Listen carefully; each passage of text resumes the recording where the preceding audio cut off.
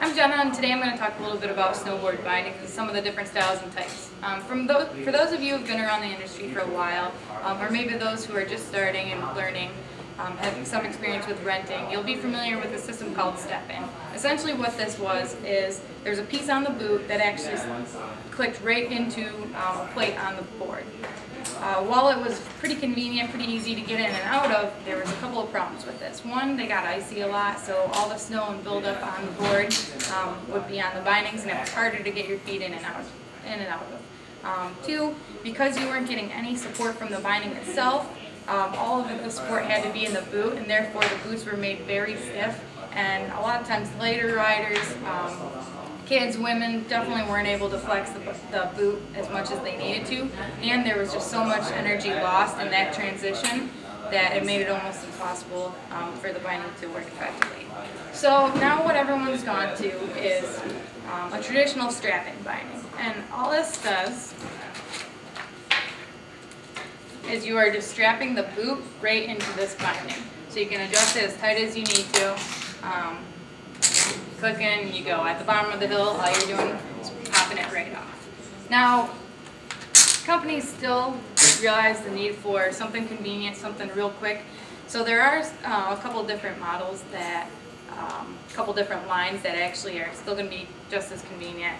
We have Flow, that's all they make is a convenience system. I'll show you a little bit more specific on that. And then K2 came out with a cinch after discontinuing their version of a step-in binding. Okay, so now I'm going to get a little bit more specifically into different strap-in bindings and some of the different features you'll find as you move up into the lines of the bindings. So right here we have kind of a basic strap-in binding, real soft strap, so it's going to be great for entry-level riding. A soft strap is going to be very forgiving, so it's not going to transfer the energy quite as quick as something a little bit stiffer, but you want to get a binding that matches appropriately with your board. So if you're just starting off, a binding with a good stiff strap, or I'm sorry, a good soft strap on it is something you'd be looking for. Padding under the toe and the heel is going to be somewhat minimum, but just a very basic way to get in and out of your binding and way to get on the hill. From there, a lot of times you're going to get, when you move up into sort of a mid-level binding, you're going to get a little bit stiffer strap on it generally, so it's going to transfer your energy quicker to your board. Some of the other things you'll see is you're going to get some of the actual padding on the toe and the heel separate from the padding that runs all throughout the boot, or I'm sorry, all throughout the binding. So that's actually going to absorb a little bit more shock, dampen a little bit more vibration underfoot. You'll also find as you move up generally in the lines, a lot of times the ratchets will go from, or the buckles will go from plastic to an aluminum or something a little bit stronger that'll hold up a little bit better. And as you move up into something more of a higher end binding, you'll find a lot more responsive strap generally. The padding on the high back, under the toe, under the heel is usually going to be a little bit stiffer, a little bit more responsive.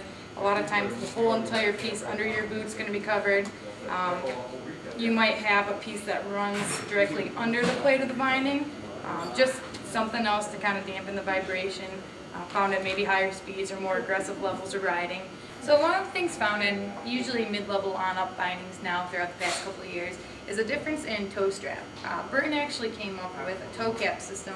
I'll show you how that works.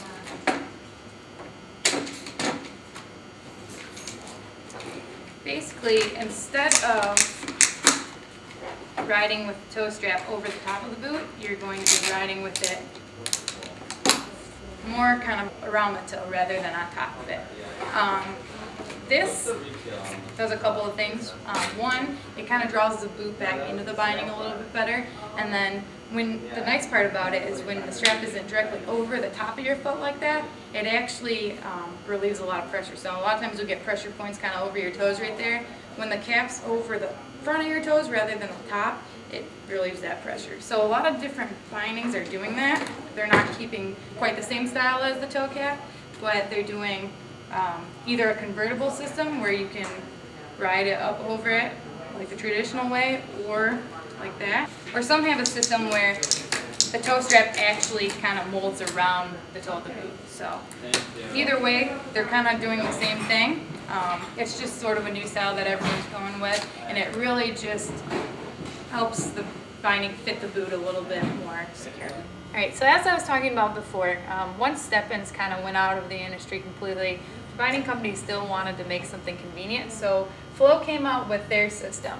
Now they've got, this is developed into a full line with some of the differences in the line being the same as you'd find in a traditional strap-in binding. So the material is getting stiffer, and some of the different materials, the foam, the cushioning under the foot.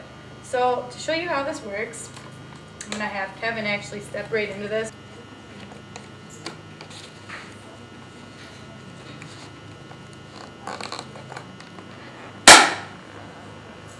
And you're in, ready to go. So it's really easy, really convenient. You're still getting the support of a regular strap-in binding, but it takes a matter of seconds and you're in. So to get out, all you've got to do is pop latch back and you're out. K2 also has a convenience system. This came about in the 04-05 season after they kind of did away with the clicker, which was their real popular step-in model. And basically, you've got the straps similar to a regular strap-in binding, but you still have the convenience of a step-in binding. And I'll have Kevin show you how that actually works. So you adjust this to the boot once. And then once you slide your foot in, again, just like the Flows, you pull that right up. So you're still getting the feel of a regular strap-in binding if that's what you're more comfortable with, but the convenience that the Flow has to offer as well. And there's a variety of cinch bindings, that's what the model is called, a variety of different levels of performance and some of the different features that they provide as well.